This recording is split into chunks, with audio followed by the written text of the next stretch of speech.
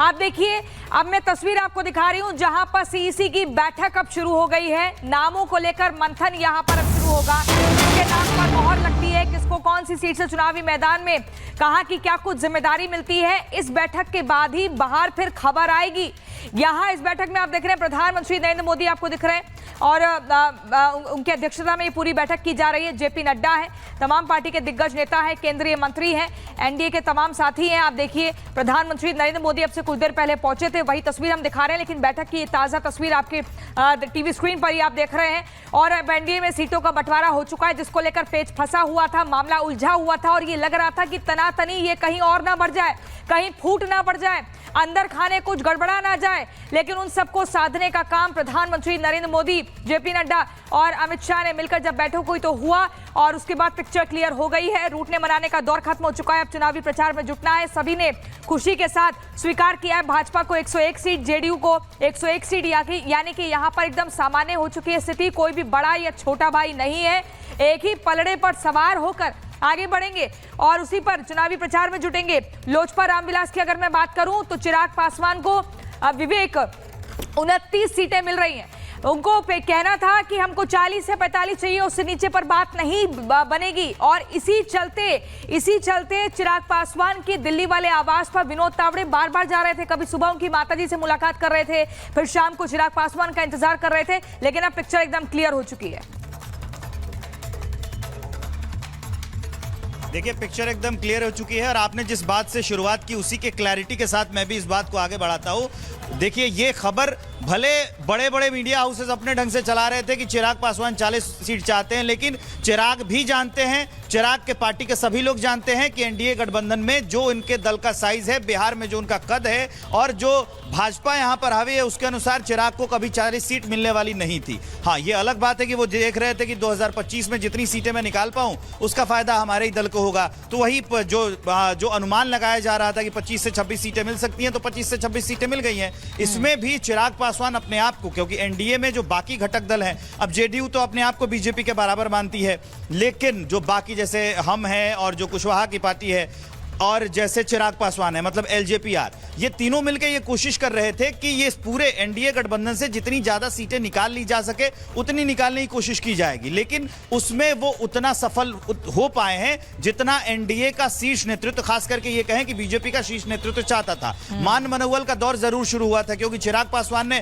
शुरुआत में ये कुछ मतलब ये बताने की, ये मैसेज देने की, एक जो होता है कि जो पॉलिटिकल मैसेजिंग होती है, उसकी कोशिश की थी कि वो बताएं कि नाराज हो जाएंगे और अगर वो एनडीए गठबंधन से बिहार में खिसकते हैं तो उसको भारी नुकसान हो सकता है। ये सिर्फ मैसेज देने की कोशिश थी, क्योंकि चिराग पासवान भी ये जानते हैं कि एनडीए गठबंधन से वो नहीं निकलते और उनका निकलना ठीक भी नहीं रहता। बाकी जो दो दल हैं, जैसे हम की बात कर लें जिनको 6 सीटें मिली है, इसके अलावा जो कुशवाहा की क्या कहते हैं उसको आरएमएल है, उसको भी 6 सीटें मिली है। उन लोगों को भी पता है, क्योंकि एनडीए ने पहले से ही, मतलब बीजेपी ने पहले से ही इन लोगों को केंद्र में जिम्मेदारियां दे रखी हैं। इसका 2 कारण था, क्योंकि जब भी वो सोचते हैं, जब राजनीति ऐसे की जाती है तो दूर तलक सोच के की जाती है। उनको पता था कि बिहार इलेक्शन आएगा, तो ये बिहार इलेक्शन में मुख्य चेहरे रहे हैं और ये पाला पहले भी बदलते आए हैं। ऐसा है कि नीतीश कुमार ज्यादा पाला बदलते हैं, इसलिए वो बदनाम है, लेकिन ये जो बाकी छोटे घटक दल हैं बिहार में, वो भी अपना पाला बदलते रहते हैं। तो इसको देखते हुए इनको पहले ही बीजेपी के शीर्ष नेतृत्व में साथ लिया था कि चलो इनकी जिम्मेदारी कुछ केंद्र में कर देते हैं,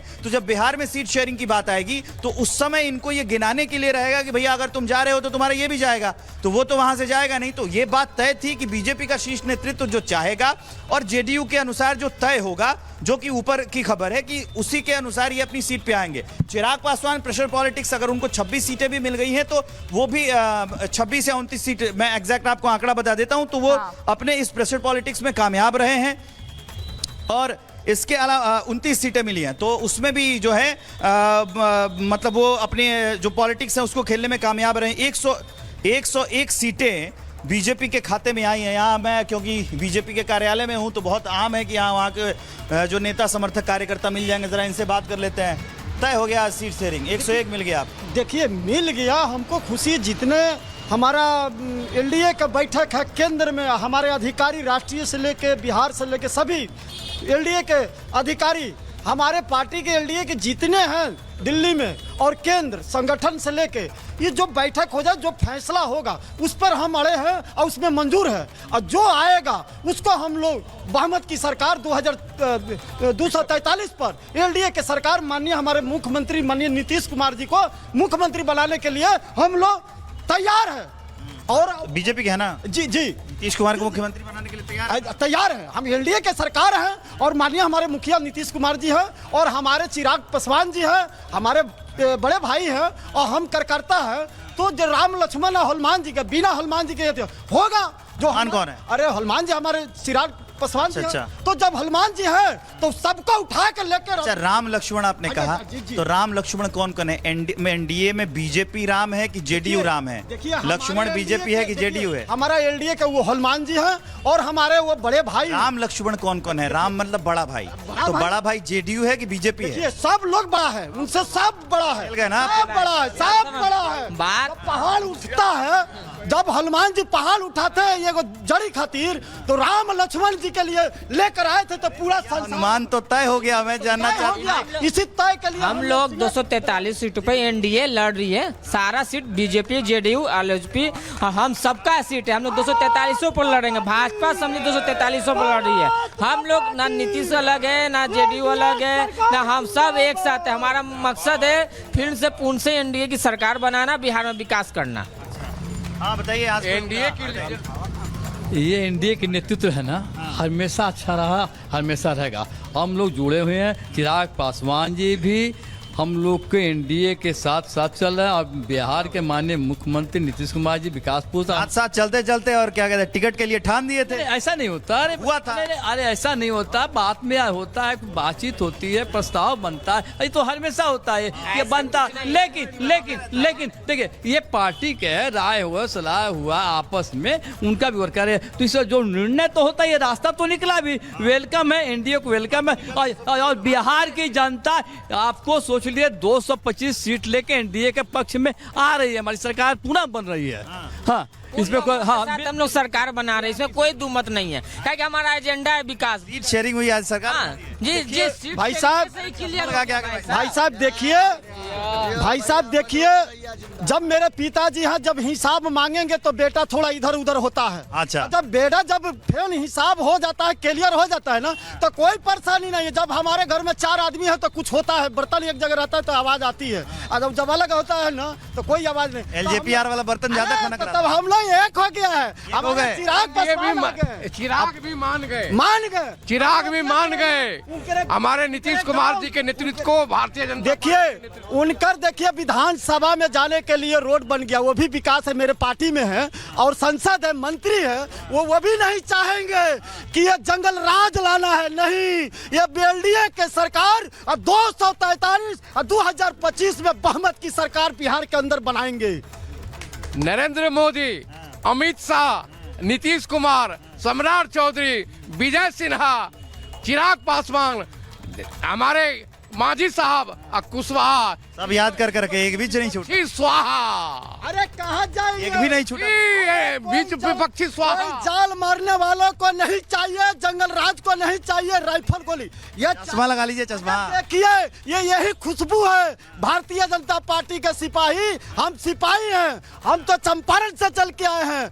किस चंपारण से? पूर्वी की पश्चिमी? पश्चिमी चंपारण, जो बेतिया जिला, बगहा जिला, ये सब रसौल। केकर हवा बावन है? अरे सारी एनडीए की सरकार भारतीय जनता पार्टी या मुख्यमंत्री माननीय नीतीश कुमार को सीना तान करके बनाएंगे चंपारण में। चंपारण जनता है होशियार और आंख और कान खुला हुआ है। और नीतीश कुमार की ये जो डबल इंजन की सरकार है, नीतीश कुमार और माननीय नरेंद्र मोदी और नीतीश कुमार की जो है जोड़ी, अब तो इलेक्शन में वक्त बची है। बेतिया से हैं? हम बेतिया से, हमारा विधानसभा सिकटा है।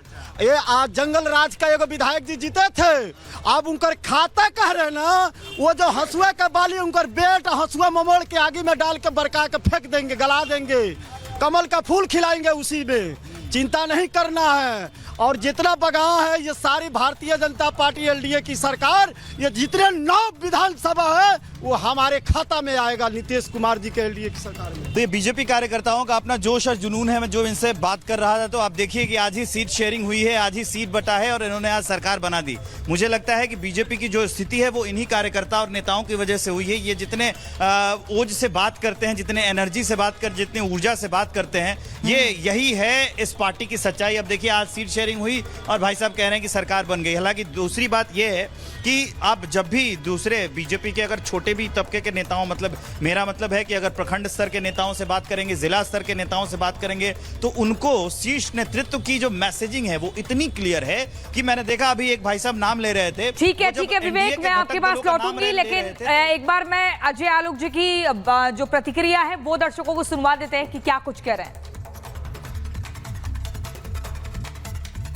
देखिए, कमोबेश वही फॉर्मूला था जो लोकसभा में फॉर्मूला था।